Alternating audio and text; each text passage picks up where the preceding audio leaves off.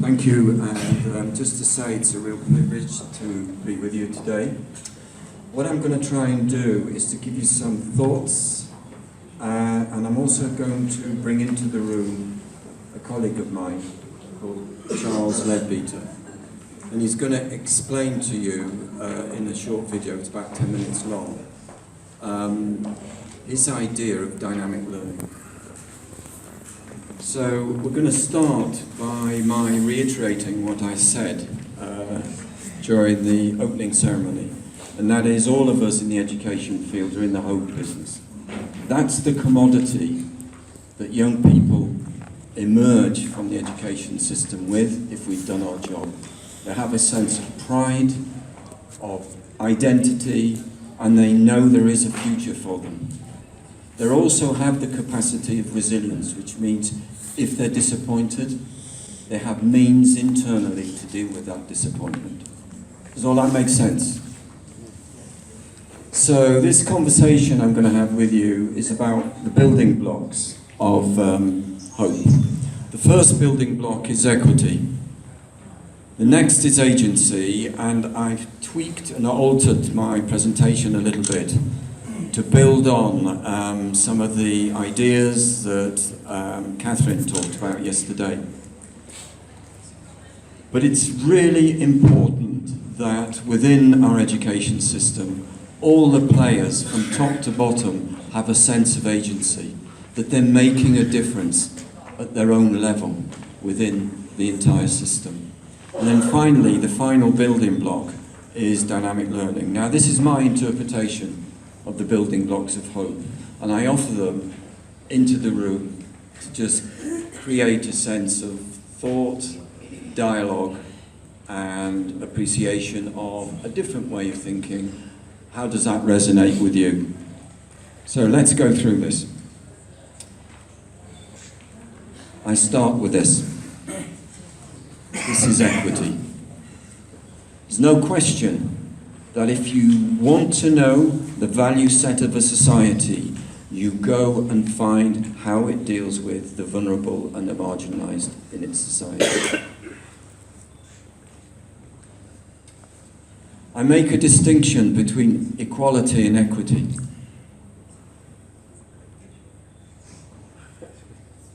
It is not the same. In our system, in the UK, it means schools with the greatest need get most resources. The system of devolving funding to schools has additionality built in. We also accept that schools who are working in privileged communities have a greater capacity to reach out to parents and get more funding in. There are schools that are unable to do that. We also find in our system that the schools, as I touched on in the workshop yesterday, with the least resource to work, are often the most innovative. Their staff are the most committed. They understand the relationship between young people. They also respect what children go to when they leave the school. They understand more about the family context.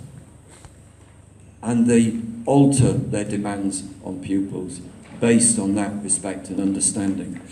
We use a phrase in my work, certainly, and that is, try and understand the lived experience of your pupils. The lived experience of your pupils, because that might help understand why they may be disengaged. The research globally suggests very strongly, if children are engaged, they will learn. If they're not engaged, they're less likely to. Some are engaged, but because their parents insist they attend, they turn up. But they are what I would call cognitively truanting. They're physically there, but they're somewhere else. Yeah? Because they're not engaged. So one of the issues of equity is, on whose terms is schooling being delivered? Is it on your terms, or is it on their terms? Everyone in this room, as indeed in our system, are funded by the state in the state system. So it's a state commission. And the commission is a simple one, to improve lives of children and young people. It's not about you. That's not the commission. The children and young people in my country and in your country do not owe any of us a living. It is about them. We are servants to them. That's behind the notion of equity. So here's an example of equity in practice. I am very lucky in the work I do that I'm engaged in a number of very long-term projects in parts of the UK, particularly in Northern England and in Scotland. This is an example in Lincolnshire, which is a very large municipality, where 350 schools have got together on one basis only, and that is the moral purpose of improving outcomes for children. The English system, if you know anything about it, is highly diverse.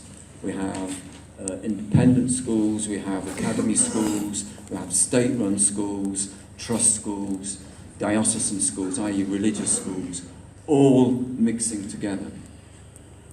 This is held together by teachers and schools and principals understanding that they want to be collectively accountable for all children in this municipality. So they are developing a community sense of working together. And they've created a learning partnership. These are the rules of this learning partnership. All children and schools in Lincolnshire are our collective responsibility. Every child and school is known, valued and supported to achieve. No school is more important than an individual child's needs. This is highly challenging stuff. For principals to put the needs of an individual child above the school. Above the school. And the board, they've created a board, because you always have to have a bit of bureaucracy and governance in that sense. The board is very clear. This is what we will do. We will champion learners. We will be the people who worry about the learners. We will promote and support success. We'll empower schools to meet the needs of their communities. And we will challenge all schools to keep getting better. So in this context, they don't need inspectors. They're doing it themselves.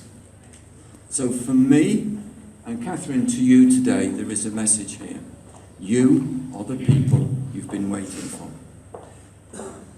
You are the people you've been waiting for. Think about that. Our workshop yesterday gave us a very clear steer. Many answers lie in this room. You need to work collaboratively together, perhaps through this association or at locality level. Because research globally tells us schools improve schools. The most sustainable school improvement comes from schools collectively, not from outside schools. Because change comes from here. That needs to be connected, but this is what drives it. You will only create that when you work together. Otherwise, you're going to be waiting for the government to do it for you or someone else to tell you what to do. There is a real sense that I've picked up already amongst you of frustration. Reform after reform after reform. Because top-down reform is unlikely to long-term work. It has to be owned by you. These are the lessons I bring from my work. In places like Lincolnshire, we have completely transformed what's happening at local level. But it's been done from the bottom up by working with teachers to say, why do you come to school? What is the purpose of you? Why should the state pay you? What difference are you making to children and young people? If we can all agree on that, that unites us all. And we can put to one side all the barriers and problems and talk together. Because solutions happen from community. So that's the lesson there. And then what we expect in Lincolnshire from all the schools is you sign up for this. and you display behaviour which means it's true. It's true behaviour to what we've agreed to do.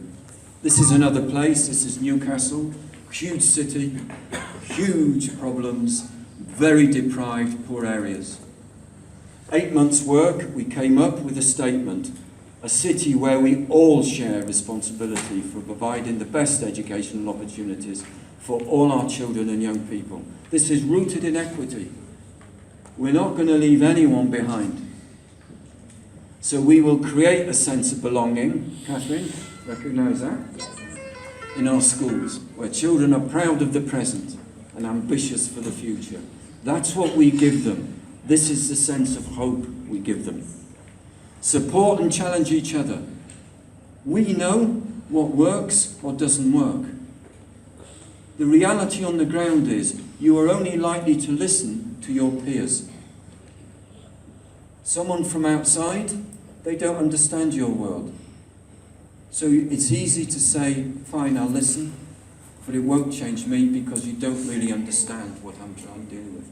But if the classroom teacher from next door comes in, from another school comes in, they understand your world. You're more likely to listen to them in that sense. Work creatively beyond institutional boundaries to raise standards. So we have a phrase in my work at the Staff College, improvement as a habit and not a goal. It's in our DNA to constantly improve. As long as it's a goal, it's someone else's goal. It should be in our blood, in the water in the school, so to speak, continuous improvement. So every discussion, teacher to teacher, is moving the boat on. It's about continuous improvement. And then build a collaborative learning community. I was really struck by some of the statistics yesterday about how few supervisors you have to teachers. My solution, accept that as reality and do it yourselves. Think about that. What kind of dialogue might we be able to create school to school, groups of schools to schools, in addition to what else is available? Because it's not helpful to wait, work together and try and move on. So that's Newcastle. This is another place in the north of England called North East Lincolnshire. It's a municipality. We are working on a lifelong learning programme here, from -9 months to in the ground. It's continuous learning, all that time. So together, all of us involved in the education field and lifelong learning in North Lincolnshire, we're going to create a place where we all share responsibility for creating a sense of local pride, hope and ambition for our future. This is a place where the industry's gone. It's a very empty place. They are trying to rebuild it.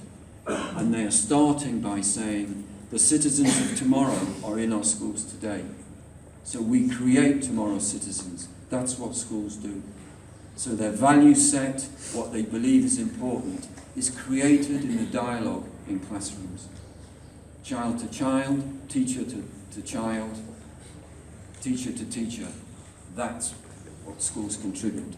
So we're working on a collective responsibility, and obviously we'll leave these slides with you. Hopefully you can be sent them through Mate, so you can print these down, etc. It's an interesting initiative. We've been working at it again 8 months. All of us accept this work takes time. The other trick is it's not linear. The problem with policymakers is they think change is straight. It isn't. You're dealing with human beings. You're dealing with social systems. So change is that. So sometimes you have to park it. You have to regroup. You have to reach out to those who are left at the back. Bring them back. Bring them in. Remind everybody, why did we agree to do this change program? Then you can set off again. And often my dialogue with central government in the UK, with local government in the UK, is saying to them, you're applying a linear model of change because it's driven by the political cycle. Politicians want change every 4 or 5 years, right? Dynamic change takes longer than that and needs to be understood. So a mature system understands that. Everybody understands that, and it creates greater patience and greater humility in the change process. Is this helpful, by the way? Yeah? Good. Okay, so that's our hop and skip through equity. These are systems I've shared with you where the whole system believes in equity and is building itself on the basis of no child will be left alone, left out of the system. No individual class teacher will feel they're on their own. No individual principal will feel on their own. No individual school will feel on their own. If they're in difficulties, they can pick up their phone to another school and they will come and they will help. They will share staff. They will work together because all the children in this municipality belong to all of us. That's the basis of this. So the second building block is agency. So what does agency mean? And it refers to the capacity of the individual to act independently and make their own free choices. That's what we mean by agency.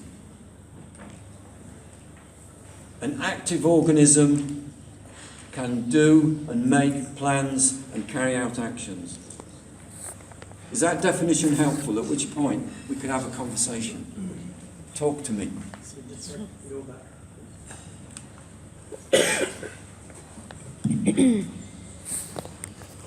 I'm offering these two definitions simply because Catherine used the term a lot, we use the term a lot.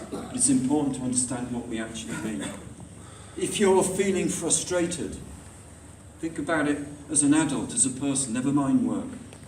If you feel frustrated or vulnerable, it's because you don't have a sense of agency at that point. Something's happening to you, you are not controlling it. So you don't have a sense of agency. Now move to your classroom. Think about your students and pupils. To what degree are they in a context where it's happening to them, as opposed to them being part of what's happening to them? So it's a profound question. Are our classrooms places of equity and agency for everybody, for you as the teacher, for the pupils, for the students?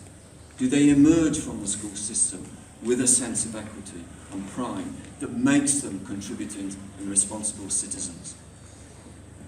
These are the building blocks of what we're trying to kind of do in our schools.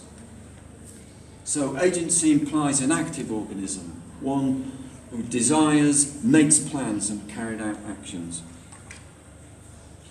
I.e., it's a capacity for human beings to make choices. It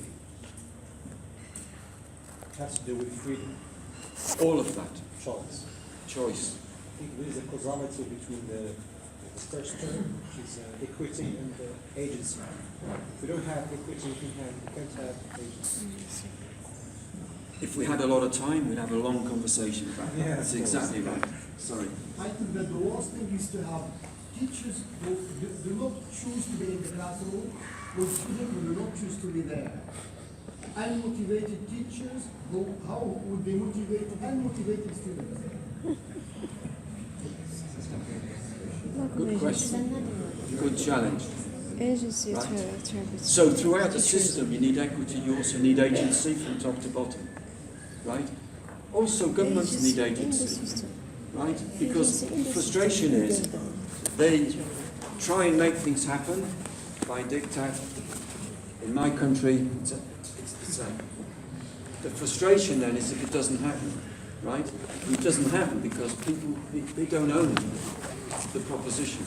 So there's no agency in the work in that sense.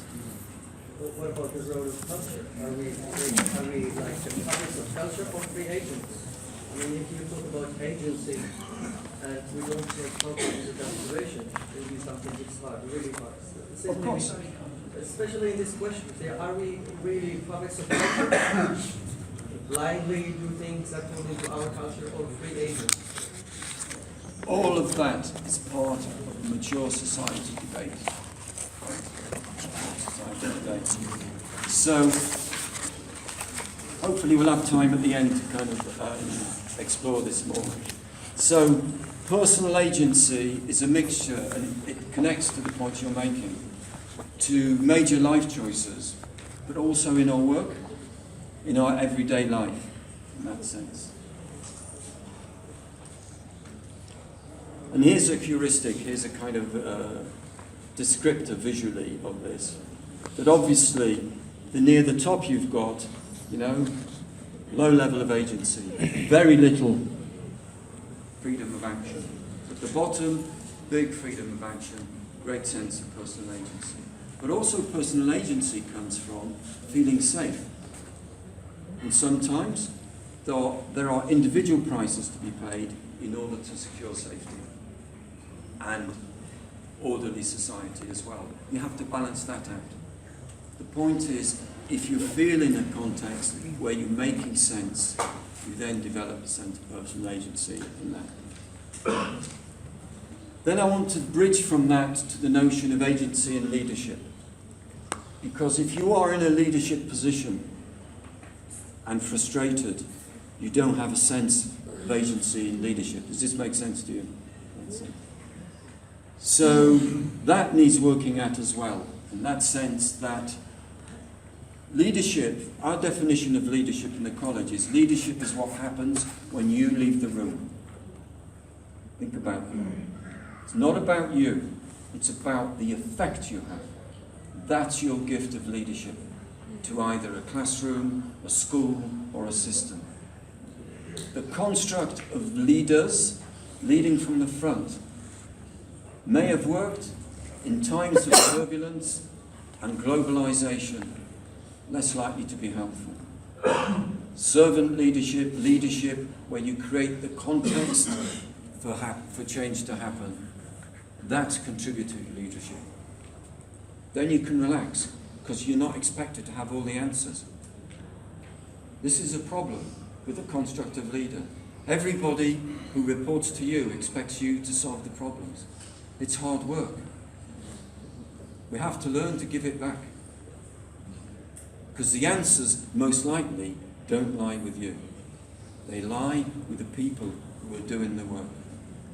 This is the territory that I'm working with in my professional capacity as advisor in various places. So, let's now look at adults and children and young people. And the notion of agency. One, which is two-way, is a collaborative model. Now this is from another colleague, John Coleman. The other option is what he calls the Imperialist Model. It's about my agency, not yours. Do it. I am controlling things. I'm controlling things. Right. We have a phrase in the UK that the beating will continue until morale improves. And quite often change models are built on that. We have an inspectorate, which for many years had that kind of model. We will keep screwing you down until you change. Long term, it doesn't affect long-term change. Beating will continue until morale improves. So I keep thumping you until you get up and say, I'll do it. Okay.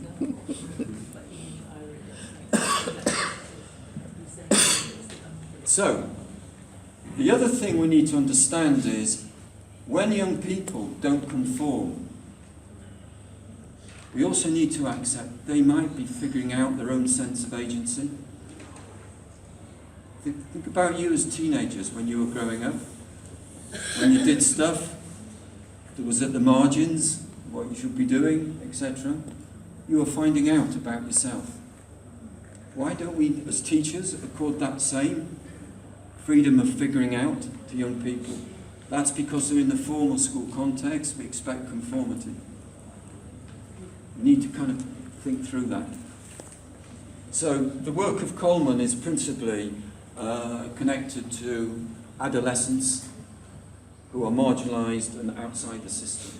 And he was trying to figure out why are they opting out, what is their behaviour about. And he also argues that we need to reach out to pupils and engage them, what I would call being invitational. So in the way we work, we are invitational, we pull. Charlie Leadbeater talks about, in another video that I often use, he talks about push-pull schooling. Generally, most schooling is pushed out. We need pull-in schooling. Then we get engagement. So we have to figure that out. And the notion of developing agency has shaped initiatives in the UK. One is about pupil voice. That's quite a kind of well-developed idea in the UK. And Catherine's work is very solidly in this space, you know, of respecting what pupils bring into the classroom with them and using that. I was struck by, I don't know whether the colleagues in the room who talked about using Facebook. Are you in the room? So, me? I'd like to talk to you later. Okay. Because I thought that was, he's a guy we should all go and look at. Because he's got something there, right? I was struck by what you said about, we don't do writing. It's a They do copying that the outside. copying the Yeah, lessons. that's not what we do. We don't do that in the classroom. If they need to do that, they do that in their own time. Yeah. So you're extending the school day. What a great idea. Me too, they don't do writing, they don't do reading, they don't do listening, they don't do anything. No. They're happy. They go there and get outside. No. Sir Rashid, what I talked about is writing down the lessons. Listen. Yeah. I do it. The point I'm making this connects to pull. This is an example in the room of pull schooling. Yeah. They as play opposed to games. voice schooling. Okay. Because we benefit. So the reason agency is important is it affects the way we think, it affects the way we interact in our professional practice. You know, so if I'm engaging with you, am I supporting your development of agency or am I closing it down? If I'm in a leadership position, every interaction I have, I need to bear that in mind. Am I nurturing agency or am I closing agency? That's my function in my leadership position. And it affects the way we do research, because all research starts with somebody's hypothesis.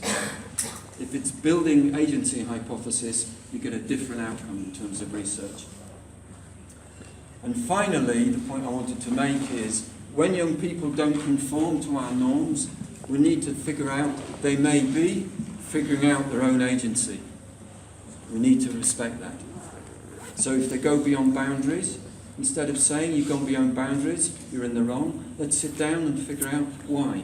Why you're pushing beyond these boundaries and why it creates difficulties for others in that sense. So they get engaged in the kind of reciprocity relationship of their behaviour. Okay, so those are the first two building blocks. So the final building block, I'm going to introduce into the room my colleague Charlie Leadbeater. This is about 10 minutes long. He's going to give you a model of dynamic learning, which I hope you'll find helpful.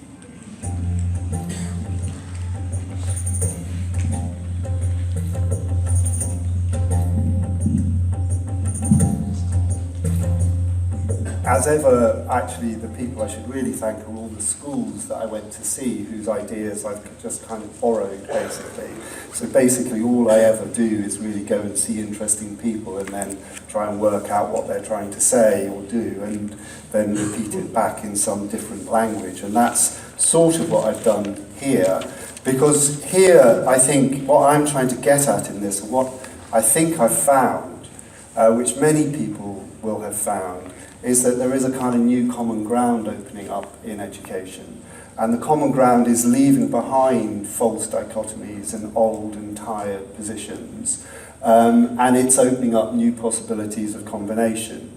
And people are leaving behind the false dichotomies between traditional and progressive, or personal and collaborative, or virtual and real, or whatever you want to call them. They're leaving those behind and they're searching for more effective combinations, more effective recipes for learning. And that common ground is being occupied all over the world by employers, by teachers, by students, by foundations, by policymakers, by think tanks, by all sorts of people who are trying to find new, better, more effective ways for young people to learn. And they're coming from all sorts of traditions, different schools, different ages. They're coming from very academic schools. They're coming from schools which are extremely practical and vocational. They're not coming from any one sector. And the reason that they're all coming together is a sense that we should be doing better. And that that isn't just a sort of incremental challenge. The real challenge is that in some sense, the education systems that we run, improve, have inherited are out of kilter with the demands of the age and the needs of young people. And if you want to put sort of one phrase on that, it is that systems designed around the idea of following instruction and following instructions need to become systems designed to help people find and solve problems. And that's a completely different kind of dynamic. Now, some of the ingredients involved in that dynamic may be similar. There may be classrooms, there may be teachers, people might be writing stuff down, they might be doing exams, but actually, if you're trying to solve problems, trying to find problems to solve, first of all, it's a completely different field from following instructions and being able to follow those instructions faithfully, diligently, accurately, and in a kind of repeatable way. So that, I think, is what I found, and I call it dynamic learning, and I call it dynamic education, because when you go to schools which are equipping young people to become creative and collaborative problem solvers, the feeling you get is this feeling of dynamism. The combination of different ingredients, different kinds of experiences, different kinds of knowledge coming together.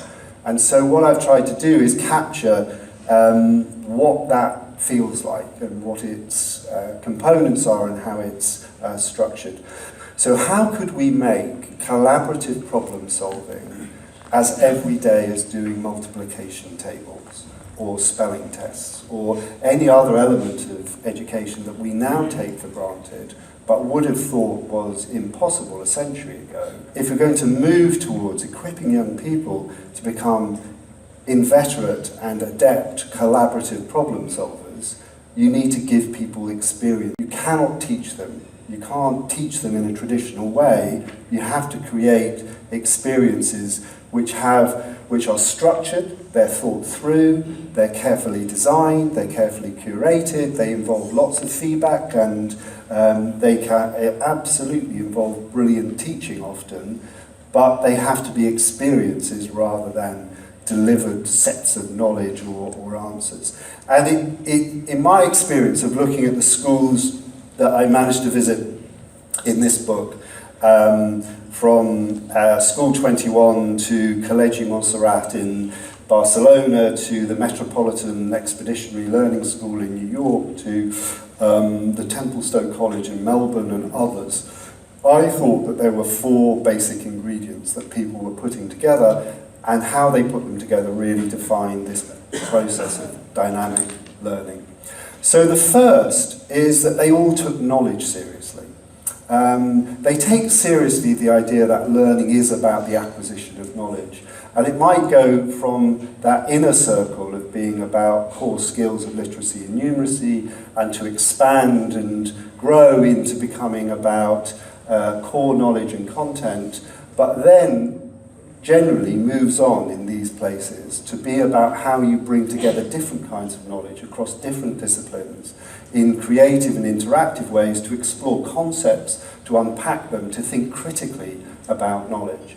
So I went, for instance, to Sevenoaks. If you go to Sevenoaks School, the International Baccalaureate, of course, the International Baccalaureate builds this up so that at the top level there, you are doing critical thinking, you're thinking about what knowledge is, you're testing it, challenging it, combining it. But very much if you go to Broadmeadows Primary School in Melbourne, which deals with an intake which is 80% refugees, they are also doing this. They're also building up from basic skills of learning and of reading, writing, of other basic skills, and then allowing children to become better and better at using their knowledge in more creative ways. So the first thing is knowledge. They take knowledge seriously. But in taking knowledge seriously, they go beyond simply ticking boxes. They want young people to be able to question, to challenge, to critique, to reassemble knowledge and to apply it in new ways. The second thing that I saw people doing was about agency. They took very seriously the idea that coming to school, you came to do things, to make things, to serve, to contribute. And again, they built these skills up. They didn't leap at this, but Templestowe College, for instance, in Melbourne, I spent an hour with a girl whose first effort at agency was she set up a cafe in the school. She trained some other students to be baristas, and then she moved up. She left that behind. Her next business was teaching in the local primary school, teaching English to primary school kids. And by the time she leaves Templestowe, she will have launched her own business. Every child who leaves Templestowe has a business. They have some sort of track record in business, not just a kind of business experience. They have a business, something that makes money, that has customers. And so that's one version of that, but this sense of agency, that you come to school to make things, to produce things, and by doing that you produce yourself. And through agency you apply your knowledge and you deepen what you know because you test it, amplify it, and embed it. The third thing that I saw people doing was, of course, attending very carefully to all of the personal ingredients that knowledge involves. So knowledge, acquiring knowledge, learning, it always involves perseverance and taking risks, because you have to bridge the gap between what you know and what you're trying to learn, which between those two lies the sort of possibility of failure. And so to constantly pitch yourself into that space where you recognize you don't yet know it takes perseverance, it takes grit, it takes all of those things that Angela Duckworth and Carol Dweck and others have talked about. And so you see places which are very consciously and deliberately and thoughtfully building up these personal attributes of perseverance, grit, determination, resilience, and critically purpose. That actually underlying all of that is this sense that learning has a personal purpose, that it's driven by what you want to do. So they take all of that very seriously. And the final thing that they do is they take very seriously the fact that you have to collaborate. If you're going to solve any kinds of complex problems, you need to collaborate. You need to learn how to work with other people who have different insights, different knowledge, who you can work with. And so they take very seriously, and they create environments where from an early age children learn how to work with one another, take on slightly more complex challenges, and then in the end take on much more complex project-based learning and other lengthier kind of more complex challenges to learn the skills of creative collaboration. So they are places which combine all these different things, and John Hattie's challenge about collaborative learning, problem solving, project-based learning is that when you look at the evidence in the way that he does, he says you don't actually find enough of a correlation between that and outcomes in terms of achievement. And he hypothesizes that that's because when you're doing collaborative problem solving, it's difficult to acquire knowledge. That you need, in Hattie's terms, to acquire knowledge and then apply it to problems. Actually, what these places do is show that you can do that. You can actually acquire knowledge through well-designed collaborative problem-solving learning so that you go between these things and you build it up. And so they're highly structured, very thought through, and yet very creative and very open-ended.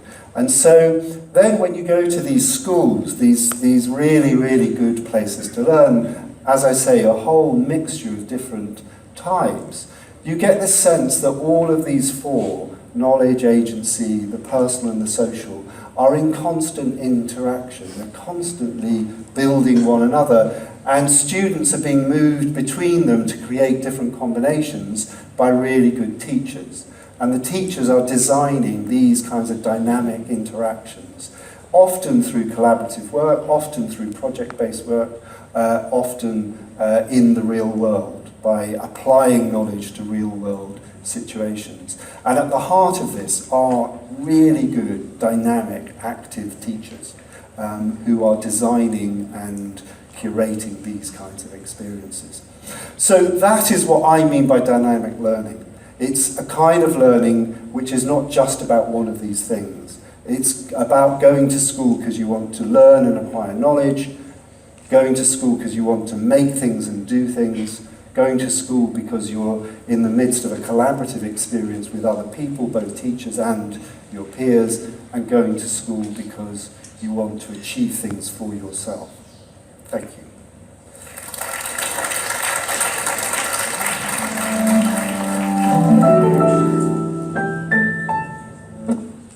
Okay, so that's dynamic learning as a model. And throughout the discussions since the conference started, I've been aware you've been exploring all of these elements in your own way. And it leads to some simple questions. Is your classroom, your individual classroom, never mind anybody else's, is your classroom a place of equity? Is your classroom a place where dynamic learning happens? Is your classroom a place where the future problem solvers are forming? So you are a guider, an orchestrator of that formation. And finally, is your classroom a place of personal growth? That's the biggest gift we give to young people as a result of the State Commission for you. Yesterday, a number of you came to our workshop. Put your hand up if you came to the workshop, please. Okay, this is you. This is your thinking. Read this slide, because you are exploring yesterday the very things I've talked to you about this morning. So this thinking is already in this room. All you have to do is acknowledge it, work together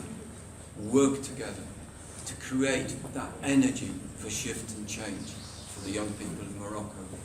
And for goodness sake, don't they deserve it? Yes. Don't they deserve it? They deserve your very best, absolutely. They deserve you challenging each other, because that's pedagogy, that's professionalism. And if it's not worked out, okay, share it with others. In Finland, they have a national day of failure. They celebrate failure every October, November. Google it, and you'll find out the next national day of failure for Finland. People globally get involved, right, in celebrating, because if you failed, it means you've tried. Not, if you're afraid of failure, you stay in the here and now. So this is your work. So think, everything I've talked about is on this slide. You guys in that workshop touched on this yesterday, including making things, being creative, being broader. So I've had the nod, so I'm going to end with a very short video. And the message in this video is simple. All I'm asking you to do is to not adopt a fixed position. Be open, because this is what can happen if you take on a fixed position. Emma.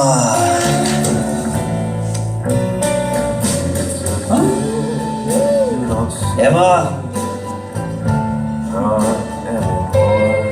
Emma. Every day it's getting on my nerves.